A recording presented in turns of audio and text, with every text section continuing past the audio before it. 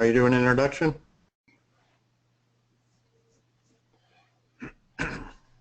Good afternoon, folks, and welcome to Grandy & Associates Advantage webinar. Today we have Tom Grandy, who is the founder of Grandy & Associates, joining us for a program titled How to Be Wildly Successful in Any Economy. We'll go ahead and get started, with that, Tom, take it away. All right, thanks, Paul. I appreciate it, and appreciate each of you taking a valuable time out of your schedules to go through the program. We're going to do something a little bit different today. I usually have kind of a standard introduction that I do on seminars or webinars, but this one's going to be a little more detailed. It's kind of the real story behind the story because there's a purpose in this. Again, tying back into our overall subject. Technically, I'm an industrial engineer. Worked in industry for several years and got involved in small business about 35 years ago. But I was laid off working at an aluminum smelter for about 8.5 years. That aluminum smelter had a no layoff policy, and it was the only non-union smelter in the world. And guess what? I got laid off. And that turned my whole life upside down at that point in time. I started looking around saying, gee, now what am I going to do? Well, I started looking for an industrial engineering job locally, statewide, nationally. Couldn't even get an interview. So one day a friend of ours came by and she said, you know, Tom, how long are you going to continue to look for an industrial engineering job and widen your focus to where the Lord really wants you to be? And I said, gee, never thought about that before. So I started looking for anything I could find because I had 3 young daughters and they were getting kind of hungry. It had been 1.5 years now since I'd had a job. Well, to make a long story short, I wound up going to work for a microfilming company in Louisville, Kentucky, which is about 2.5 hours from where I live. And I took a job as a full-time salesperson, 100% commission, traveling. Well, you know what? I didn't like sales, I didn't like traveling, and I didn't like commissions. But you know what? It was the only job available at the time, so I took it. And while I was there, I worked for a fellow who was probably one of the best salespeople I've ever run into in my life. He was a sales manager. He taught me how to approach people, how to put presentations together, how to do cold calls, things I couldn't have learned literally in any other way. And then guess what happened? My sales manager moved to Houston, Texas. The company went bankrupt and the owner died. I said, well, I guess I'm not going to work here anymore. So I started looking around trying to find another job somewhere and wound up talking to a friend of mine at our church who said, you know, I got this siding and trim business I've had since I was a young man, and now he's in his mid-30s, a significant sized company. It's in the process of going out of business. And he said, Tom, you're not doing anything. Would you help me put a business plan together? So I did. I put a business plan together for him and basically said, hey, if you could change this, this, and this, and go into home insulation, and find somebody crazy enough to give you $100,000, it might work. Well, then Paul turned around and said, I'll tell you what, if you can find somebody to give us $100,000, I'll hire you and you can be the general manager and I'll run the cruise. And I said, okay. Well, we had an organization in town called the Green River Area Development, and I made a presentation one morning, and guess what? That afternoon they handed me a check for $100,000. I said, Paul, I guess we're in business. Well, you know what? I've never worked in small business before. I'm an industrial engineer. I know about cost and pricing and things like that. So the next couple of years, I literally got baptized in fire. I did some things right, and I did some things horribly wrong. But I found out, you know what? I really like this. This small business is a lot of fun. And while I was working for him, we became part of what was then known as the Dial One Franchise Network, which is a national franchise of the service and trades industry. And eventually I left Paul and went to work for the Dial One franchise itself. We were a regional franchisee, and we owned all the territory from Kentucky all the way through Florida. And I worked as a regional director of company development, which meant I helped put in basic business practices in the different franchisees' offices. Well, their idea of business was basically sales and marketing. And I kept watching these companies come in, and they would plug them into the sales and marketing program. They'd double and triple in sales and go out of business, and said, gee, what's going on? And that's when I did a little research and found out what all of you who are listening already know, and that is that 95% of all the owners in the entire trades industry used to be a tech working for somebody else, which means they're really good at what they do, but they're not real good at the business side of the business, and we weren't teaching them. So make a longer story short, I started putting a program together for the franchise so we could help guys understand their pricing and set up budgets and things like that before they actually went into the franchise and plugged into the sales and marketing program. Well, guess what happened? Right in the middle of my developing that program, they eliminated the whole regional level of Dial 1 across the country, of which I was a part, and I was out of work again. And I had a friend of mine back then, his name was Spalding Kelly, and he was one of those entrepreneurs of entrepreneurs. If you had a lunch with him, he'd have 6 different ideas, and they'd all work if you just spend your time, energy, and money walking through the process. So I was having lunch with him one day. He said, "Tom, why don't you go into business for yourself?" I said, "Well, gee, what would I do?" He said, "Well, why don't you turn this program you started for Dial 1, why don't you turn it into a full-day seminar, and you can initially market it through the Dial 1 network, and that'll expose you to the trades center and see what happens. He said, besides that, you won't get fired again." And my wife liked that part a lot. So in 1987, Grandy and Associates was formed. Now, what's my point in that whole introduction? As things changed, as I got fired, as companies changed, as I got moved from point to point, in the middle of it, nothing made sense. But when you put it all together and you look back, guess what? There was a pattern to that whole thing. The Lord wastes nothing. He got me exactly where I needed to be through a training program, through circumstances that normally I would have just rebelled against. So, gain a little perspective in terms of where we are. I want to encourage you, don't get distracted or redirected by the economy, by the stock market, and or by your competition. I don't care if there's 30% unemployment, guess what? 70% of the people are still working, and they still have HVAC systems. They still have yards that need to be mowed. They still have plumbing that's got to be fixed. Don't look at the stock market. Don't look at the economy. Don't look at your competition. Okay? Focus on the customers that are available and do a little thinking outside the box. Now, when times are slow, look for opportunities. Look for opportunities. Okay? My office was in the Executive Inn, which was a 600-room hotel on the Ohio River for over 22 years after I started Grandy and Associates. This is a huge hotel. I mean, it had hundreds and hundreds of rooms. One Friday afternoon in 2008, you know what happened?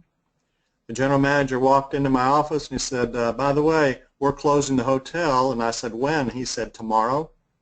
I said, "Oh, really?" He said, "Yep, no, you guys, your business and all the other ones down here, you got to be out of here as soon as possible." I said, "My goodness, thanks for the notice." And guess what? 2 days later, the power went out in the hotel, and they decided not to fix it. So I was sitting there literally in the dark in my office with no internet, no electricity, no way to go, nowhere I was going to wind up. Well, again, to make a long story short, guess what happened? I wound up finding a very nice place to rent, which is 1 street over from where I live, for basically the same price I had down there. You know what? The opportunity was there, but it didn't seem like it at the time. Now, look for what might not be obvious in the past. You'll notice on the right there's a little cartoon. It's one of my favorites. You'll notice the owner of the bakery is sitting behind the desk, and he's looking at the numbers, and he's got this employee in front of him that, as you notice, is just a little bit overweight. And the caption says this, in case you can't see it. The owner's saying, "Well, shoot, I can't figure it out. I'm moving over 500 donuts a day, and I still can barely squeaking by." Well, when you look at the employee, you can tell where the donuts went. So again, don't overlook the obvious things around you. And when things are slow, that's when you put systems into place. You're going to need systems not only for your daily operation, but you're going to need them in place if and when you decide to sell the company. So take that time when things are slow to put systems into place. What do I mean by that? I mean document everything you do on a piece of paper. Have every employee document their job on a piece of paper. Everything from who answers the telephone, what do you want them to say, who puts the information into your customer base system, how do you run a Visa MasterCard, charge through the system. Literally everything that goes on within the company, put it in a physical 3-ring notebook. Why? Because you know what? One day, one of those employees may get sick and not come in. Maybe they'll take a job somewhere else. Maybe they'll have an accident and not be able to come back for 3 weeks. Who's going to cover their job? How do they know what to do? So you need everything in your company documented. What systems do you have in place for each and every area?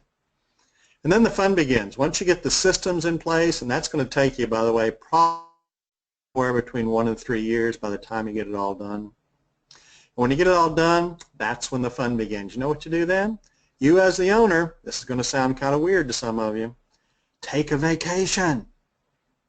Stay away for at least a week and don't turn your cell phone on.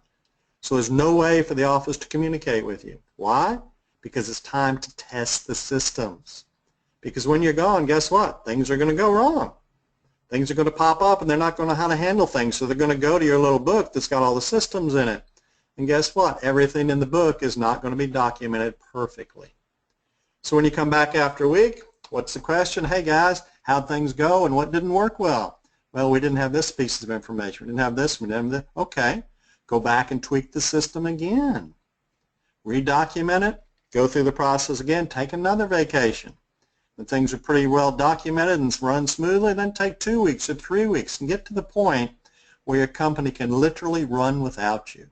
Where it can literally run without you. Because until you get to that point, you don't have anything to sell, even if you wanted to, within your company. It's got to be able to run like a franchise. Somebody's got to come in with all the systems documented and know exactly how to run your business. Now, also keep in mind, customer only literally wants 3 things. If you boil everything else that the customer is concerned about, guess what? It all boils down to 3 things that they really, really, really want. Number 1, they want quality work. Number 2, they want you to do what you said you were going to do. And thirdly, and most importantly, they want you to do it when you said you were going to do it. There's one common complaint of customers in every single trade and every single trade across this country. It's that contractors in general don't show up on time and they don't communicate. If we could just literally do quality work, do what you said you're going to do, and show up on time, you know what?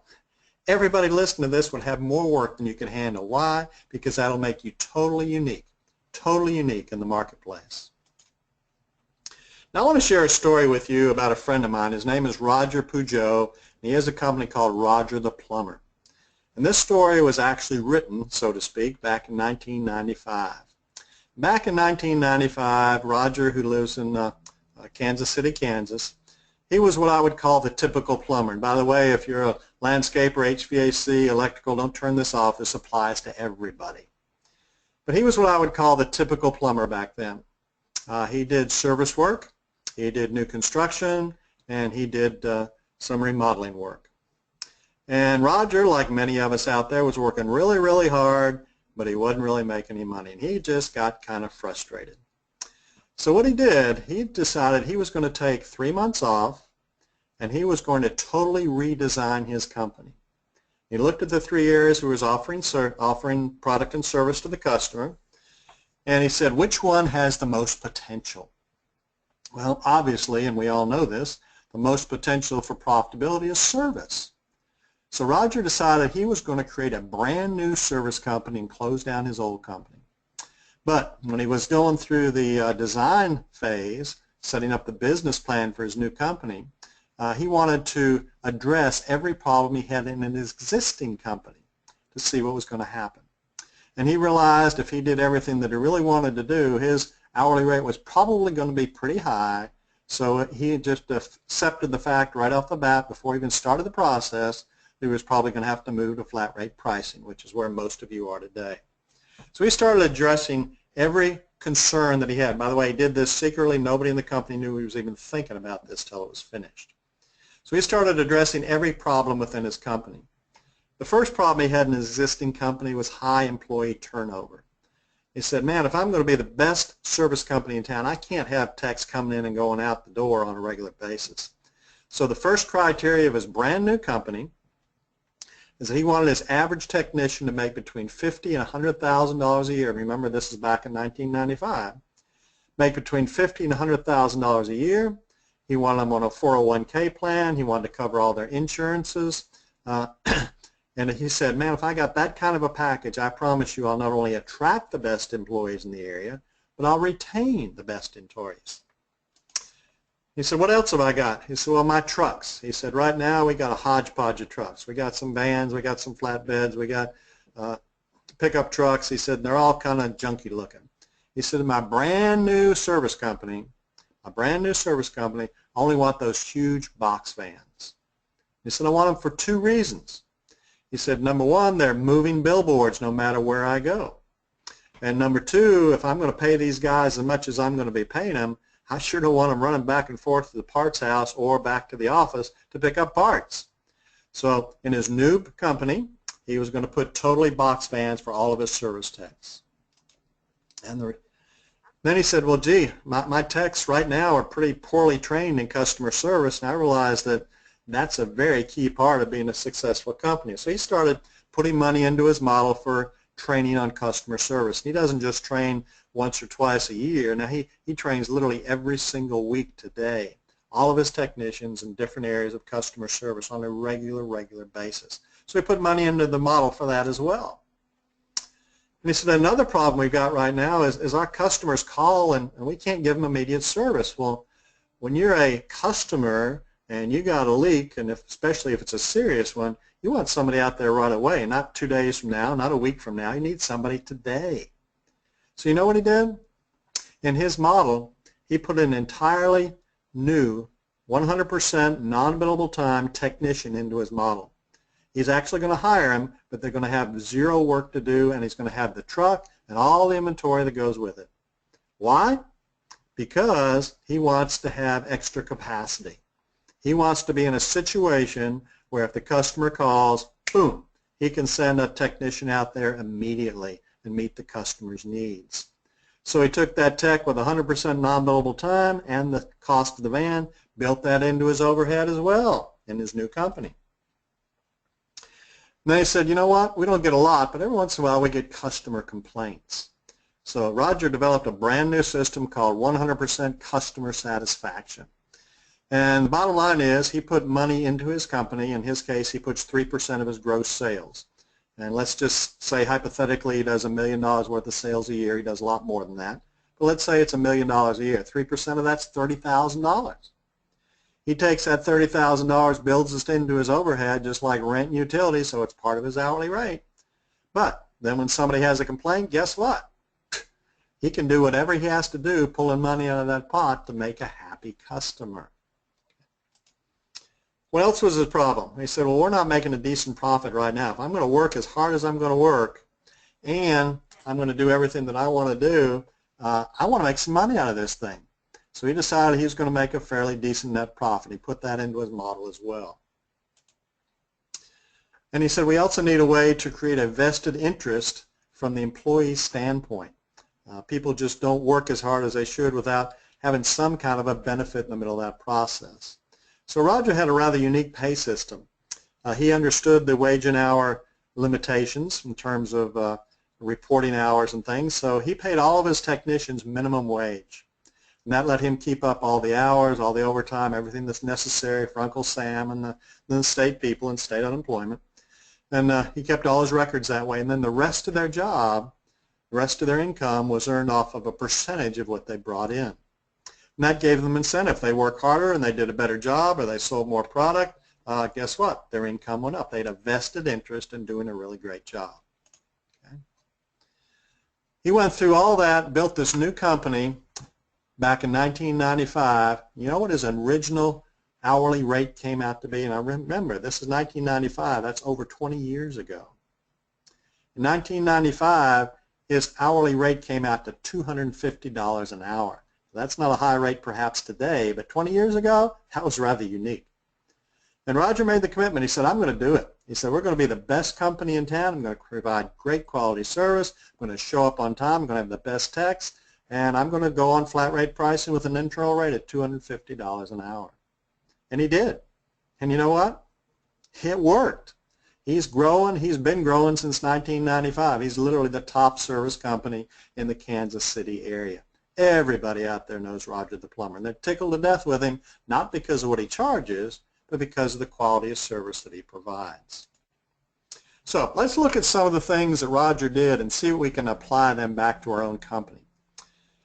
Roger taught us several things. Number one is proper pricing is foundational to making a profit. Proper pricing is foundational when it comes to making a profit.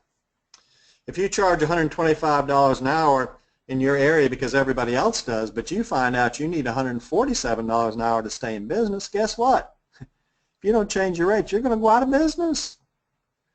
Everybody's rate is unique. Everybody's rate is different.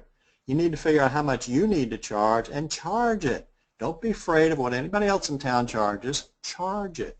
Why? Because proper pricing is foundational. You can do everything else perfectly, but if you're not priced properly, guess what? You'll still go out of business. Roger also taught us something else. He's taught us that price is not the determining factor. Price is not the determining factor. I know lots of companies in all the different trades after being in the industry for 28 plus years who price their products and service far, far above their competition. And you know what? They get it, right? Because, again, back to what's the customer's looking for. Quality work, do what you said you're going to do when you said you were going to do it. When you provide those kinds of things, guess what? Price generally is not on the top 10 list. Literally not on the top 10 list. It's not the determining factor, even though we as contractors sometimes make it that when it comes to the customer. Roger also taught us that happy customers create referrals. Okay? I have a friend of mine who, his name is Bob Daniels. He's in the chimney sweep industry. Bob used to be a chimney sweep. He found out real quick after entering the industry that there was a lot more money to be made as a distributor within the industry than there was as a chimney sweep. So he started a company called Copperfield Chimney Supply out of Iowa. He sold that company a few years ago for $35 million. But he's affectionately known in the industry as Sooty Bob. And he sends out lessons. This is lesson 39 to his entire customer base every single month. And this was a real interesting one. I'm just going to read it to you, and you ponder on it as I read it. He said, make the test. Next time a friend or an acquaintance raves about a local business, ask them what they liked. 9 times out of 10, the answer will be their employees were so nice. And even if you come back and say, well, how was the product or how was the service they received? The answer will be something casual like, oh, it was fine, I guess. But boy, those men came to my house and they were so nice.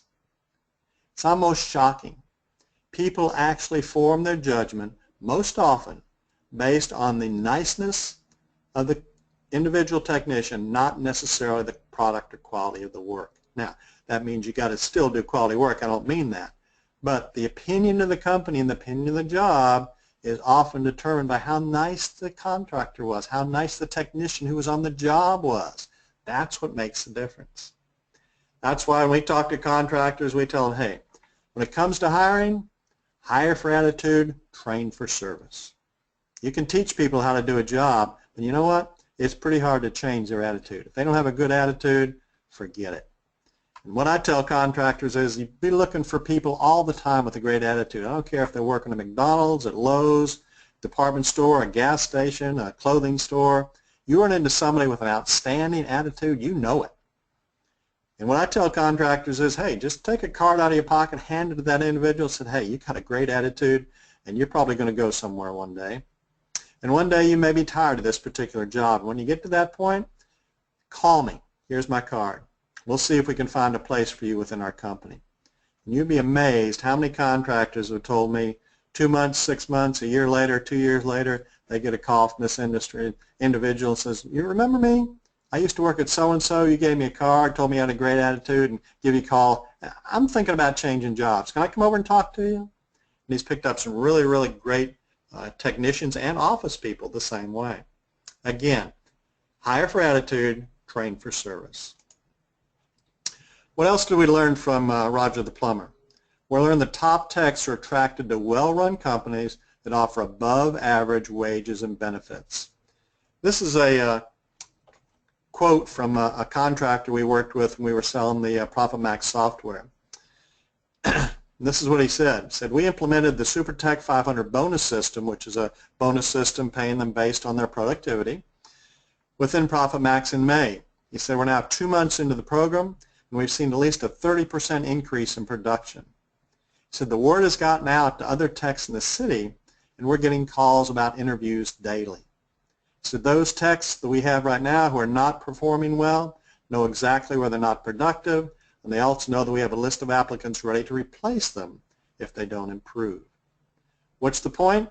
The point is technicians are attracted to companies who pay above average wages, and also technicians in general want you to know they're doing a good job. So they want their productivity measured, and they want to be rewarded according to the productivity and the profitability they generate for the company. What else did Roger do for us? Well, Roger taught us this. He said investing in customer service training provides huge dividends. I want to suggest to you that you create what we call an attaboy system for your techs. What I'm suggesting you do is go down to Walmart or Kmart or a place like that and buy a dartboard similar to what you see on the screen.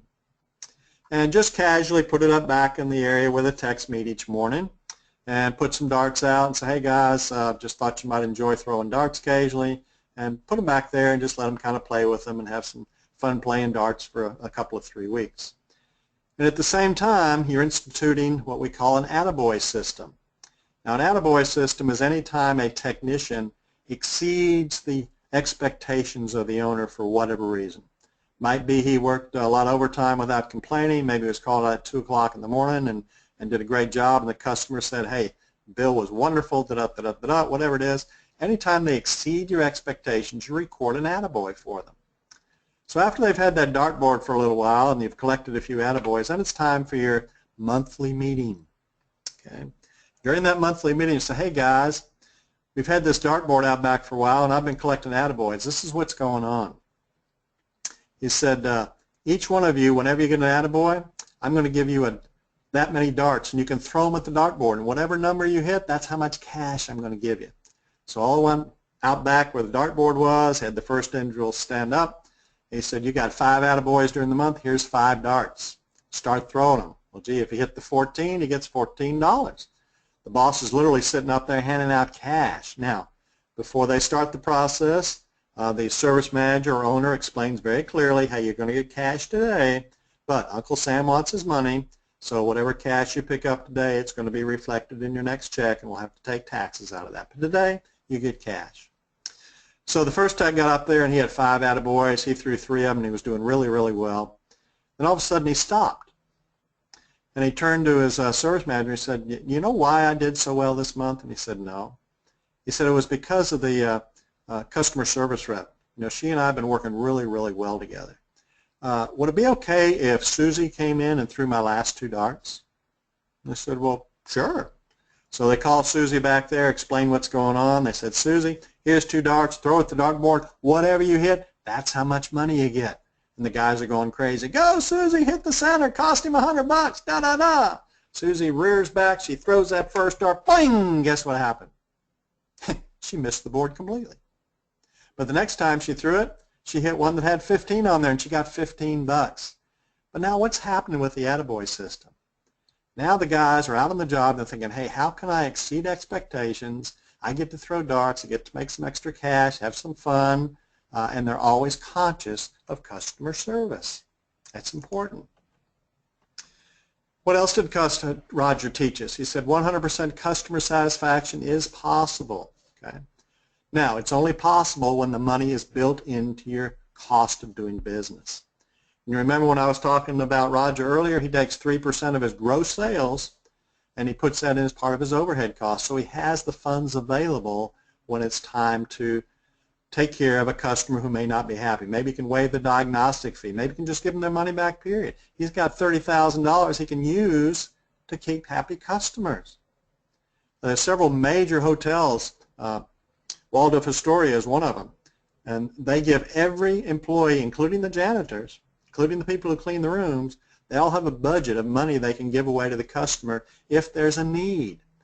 So if the guy's walking down the hall and a customer is complaining about whatever it might be, The janitor, the person who's cleaning the room, and the manager, whoever it is, they have the ability to say, hey, I'm sorry you had that particular situation.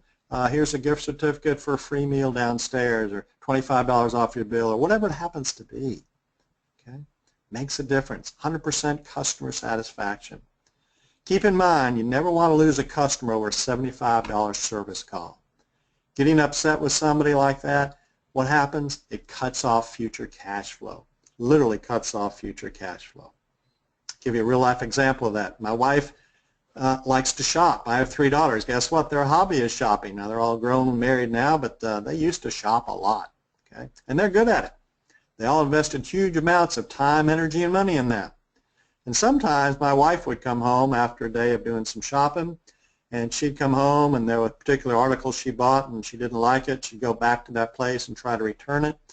I remember one time she took a dress back and the manager said, nope, we're not going to take it back, Miss Grandy. Sorry, our policy is we don't take returns on this. Sorry. And she got really upset. She came home that day and she said, you know what? I'm never going to buy from that store again. Well, if that manager had any idea of the future cash flow he just cut off, he'd have taken the dress back, taken her out to lunch, and given her a $25 gift certificate. You know, don't lose a customer over a $75 service call. Don't cut off the cash flow. Does that mean you never hot fire a customer? No, of course you do. But if you do, do it in a gentle way. But think before you get upset. That's the point. What else did Roger tell us? He said creating a win-win pay system creates happy employees and increased profits. Make sure you tie performance into your pay system. It's the unusual employee today, and I'm sorry to have to say this, but it's the unusual employee today who is going to do the extra effort without having some invested interest in doing so. In other words, if he works harder, he needs to make a little bit more money. So you need to tie that into your pay system. Okay? What else did Roger teach us? It's possible to make a very nice living in the trades industry. You're worth it.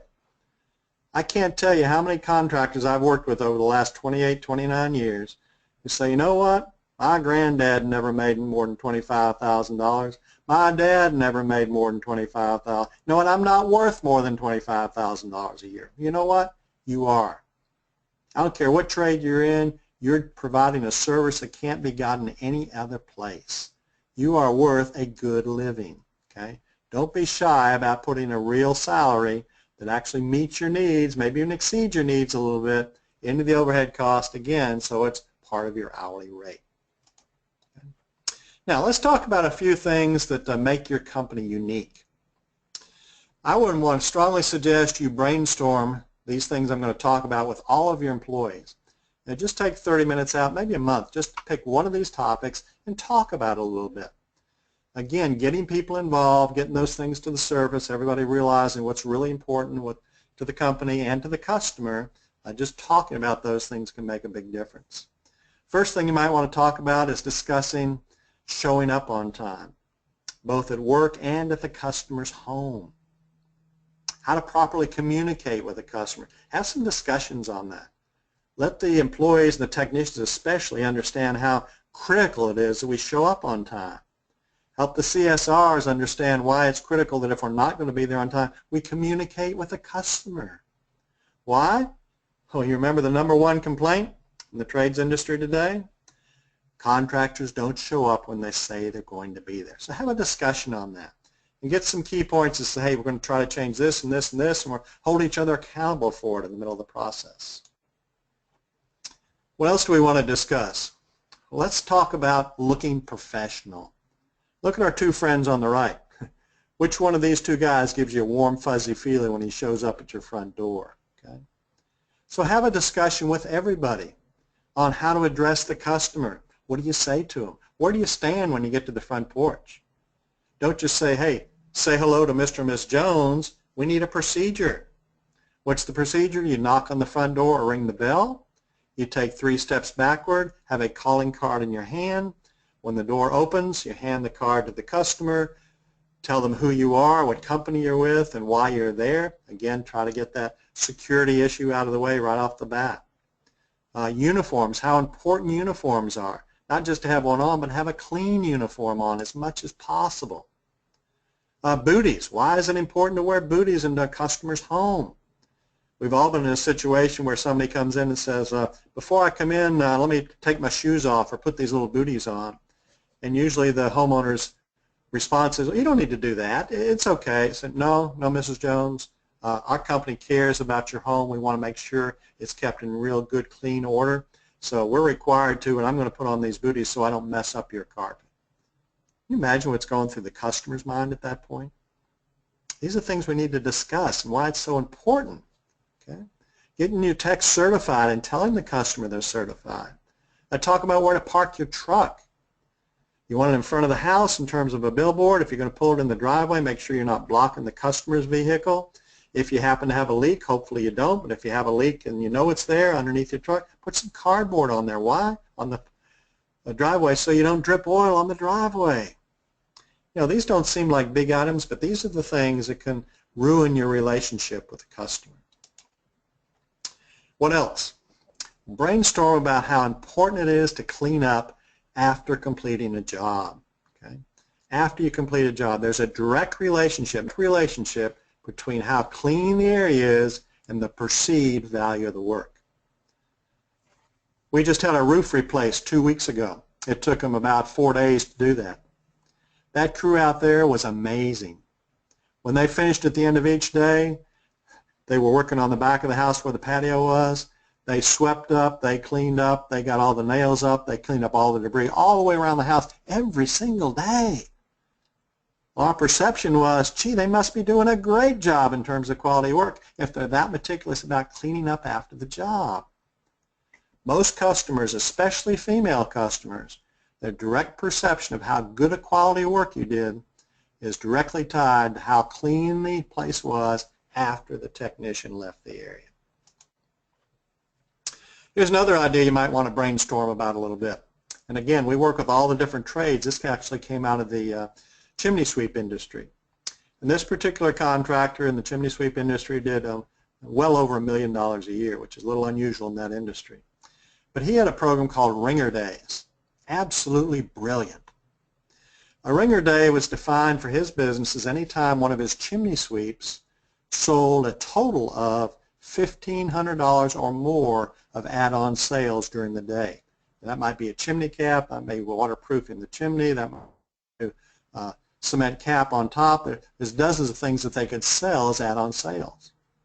When they actually achieved a sales goal of $1,500 or more for a specific day, they literally circled it on the calendar, and every technician had a calendar of his very own hanging on the wall. And when they hit $1,500, they circled that day. It may be another 2 weeks, might be another 2 months before they hit $1,500 again. They circle it on the calendar. At the end of the year, you know what happened? Every technician who had as many as 8 Ringer Days through the entire year, just 8 for the entire year, got an all-expense-paid trip for themselves and for their spouse to Hawaii for a week. And guess what? Over half of his technicians went every single year. You talk about an incentive program. Now think about it. Every day they're shooting for a $1,500 sale. Well, guess what? Today he got $300. Yesterday he got $900. Maybe hit $1,200 today, but he's striving for $1,500 every single day he's out there. What would that do to your bottom line? Give it some thought. Also, think about giving a gift after a major installation. Gift after a major installation. You've just got a customer who has spent thousands and thousands of dollars with you. Doesn't it make sense to say thank you? You know, build into the price of the job $25 or $50 for a gift basket, a gift certificate to a local restaurant. You know, something that will say thank you to the customer for your service. We appreciate you spending your hard-earned dollars with our particular company. Something that we use a lot here at Grandy and Associates is a web program called Send Out Cards. They have over 10,000 cards that you can send out. In our particular case, we take a photo and we create our own cards. And you can pick from gifts, from gift cards to cookies to whatever you want to choose, and it's attached for it. You do the whole thing on the web. It's sent out automatically for you. They work really, really, really well. It's simple. It's easy. It's not very expensive. I mean, you can use them for lots of different things. When you get a customer referral, you can send them out a card or a thank you of some kind? How about a thank you after a major installation? Presentation follow-up, hey, thanks for taking time to spend with me. Here's a $5 Starbucks card to think about our conversation. Recognizing exceptional employees, customer birthdays, installation anniversaries. You can see lots and lots and lots of different ways that you can use this to basically say thank you, we appreciate you. Okay. Something else I want to encourage and brainstorm about is how do you handle referrals in your company? Referrals are gold, I mean literally gold. The highest close rate of anything, any type of work that's done except for a current customer, the highest close rate is from a referral from a current customer. It's 68%, it's high. So when somebody gives you a referral, you want to reward them for that. Why? Very simple principle. Reward behavior you want repeated. Reward behavior you want repeated. Give you an example of that. We had a neighbor across the street from us, an elderly lady who had a kitchen fire. Didn't think a whole lot about it, but I called a friend of mine who was in the fire restoration business, said, hey, you just might want to be aware that Miss Helen across the street just had a kitchen fire. You might want to contact her. Didn't think much about it. A couple days later, guess what? I saw his trucks drive up in front of her house. He was cleaning up her home for her. Again, didn't think a whole lot about it. After several days, he was through. About a week later, I got a letter in the mail from him, said, hey, thank you for the lead, really appreciate it. By the way, here's a $50 gift certificate to one of our nicer restaurants in town. Well, guess what? Every place I go now, I'm looking for fires. Okay? Reward behavior you want repeated. Now also keep in mind the foundation stone. The foundation stone of profitability, especially in a down economy, is proper pricing. Okay? Let's talk about the biggest misconception in the industry from the tech standpoint. The biggest misconception is the technician, in most cases, thinks the difference between what they're being paid and what you charge the customer is all profit. They need to understand through you that it costs a lot to run a company. I mean, think about it. You got to pay the rent, the utilities, the tax wages, matching taxes, vehicle loans, health insurance, office supplies, cell phones, computer repairs, accountants. The list goes on and on and on. How many times does your technician think about that? Not very often. But you need to share some of these costs with them. How much you're spending per year? Guys, do you know we're spending over $12,000 a year just on workman's comp? Really? Who's going to pay for that? Well, it's part of that hourly rate we charge. Oh, really? Help them be aware of what it costs to run a company, therefore why you need to be charged for what you're charging. And keep in mind the two highest costs of doing business, which are often not even considered when people are setting their hourly rate. Your second highest cost of doing business, the whole company, is your cost of equipment replacement, putting money back to replace that truck or that van or that piece of equipment when it needs to be replaced. And the highest cost of doing business is your cost of non-billable time. That's the time we pay the technician for that we can't charge the customer for. Make sure those are included in your overall pricing formula. Now, if these costs really get involved in the company and part of the profit, and we still make some money, okay, and still got some profit left over, guess what? Well, you can't put it all in your pocket. Help the technicians understand that. Why? Because guess what? When we get bigger and bigger, receivables grow. We just went from $100,000 in receivables to $150,000. Well, guess what?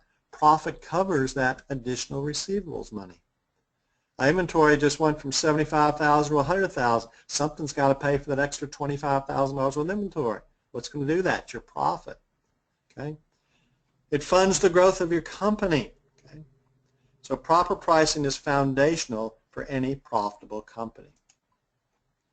Now, when you find out what you have to charge, assuming you've gone through the detail of the whole thing, you find out what you have to charge, sometimes you look at those numbers and say, whoa, there's no way the customer's going to pay that.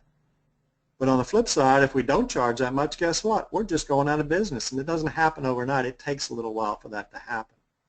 But there's always a fear factor when it comes around to raising your hourly rates. I want to take you through three things just really quick, and then we'll wrap everything up. Three things really quick in terms of overcoming the fear factor of raising your rates. Number one, I've been doing business training now for contractors coast to coast and in Canada for 28, it'll be 29 years in September. Often we come in and we do the first program on labor pricing, followed by one several weeks later on cash flow and cash flow budgeting. When I come back for that second program, I always ask the class, first thing, how many people after our labor pricing seminar, how many people raise their hourly rates? Well, some raised them $2 or $3, some 5 or 10, some 20 or 30. And then I say, how many people when you raised your rates had a problem with your customer base? And almost without exception, there is almost never anybody who raised their rate and had a problem with the customer base. Why? The fear factor is on our part, not on the part of the customer. Let me give you a very real-life home example. I don't know if you've ever had a need for a painter, but if you have, they're kind of hard to find for a couple of different reasons. One, there's not a lot of great painters out there. And number two, a lot of the painters, for whatever reason in that industry, seem to have a problem with alcohol or drugs. So to find a quality painter is really difficult.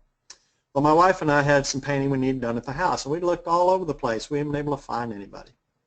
Now, I was talking to a friend of mine at church one night, and I was telling him about our situation. He said, well, gee, we got a young man over at our house painting right now, and he's doing a great job. I said, wonderful. Send him over to my house as soon as he's through. So about a week later, young man shows up at our house. We showed him what he wanted to be painted, and he went right to work. In fact, he'd been working for the better part of a day. When I came home, kind of check on him and found out, you know, you're doing a great job, but we never really did discuss how much you're going to charge me. How much are you going to charge me for your work? He got a big smile on his face and was looking kind of proud, and he said, I'm going to charge you $15 an hour. And man, he was proud of it. I looked him right in the face and said, no way. He said, what do you mean? He said, there's no way you can make a living as a painter at $15 an hour. He said, yes, I can. I said, no, you can't. He said, yes, I can. I said, no, you can't. He said, yeah, I used to work for a big paint company. I'm out of my own right now. I don't have any overhead costs. I can do that. I said, no, you can't. So I'll tell you what. If you'll do this, I'll do this. Tomorrow, you skip lunch, and you stay here at my house. I'll skip lunch, and I'll come to the house. And we'll go through just some real quick worksheets, and we'll figure out how much you need to charge per hour to make a decent living. So would you go through that process? And he said, well, I'll go through it, but I'm not changing my rate. And I said, why not? He said, people won't pay more than $15 an hour. I said, yes, they will. You do great quality work. So I came in the next day, and he was literally sitting at the dining room table waiting for me. I said, okay, let's go through this process quickly. First thing is, my wife tells me that the last couple, 3 days, you don't show up till 9 o'clock in the morning. I said, is that normal? He said, yeah. I said, I'm divorced. I got 3 kids. I got to take them to school and then go by the parts house or by the paint house, get some paint. So it's usually about 9 o'clock when I show up at the job. I said, okay. And he said, my wife also told me when it comes lunch, you don't just take out a sandwich and sit down for a few minutes. You leave for a full hour. I said, is that normal? I said, oh, yeah, always take a full hour for lunch. So that means you get here at 9, you leave at 12, and you come back at 1. He said, yeah, that's right. Okay, and she also told me that you leave about 3 o'clock every day. I said, yeah, can't work past 3 o'clock because I got kids I got to pick up at school. So you get back at 1 and you leave at 3, right? Uh-huh. Well, if you're going through your mind what's going through my mind, guess what? His non-billable time is pretty high, especially when I ask him about vacations and holidays, and he's going to take all those as well. Non-billable time was huge. Then I said, well, what about your truck?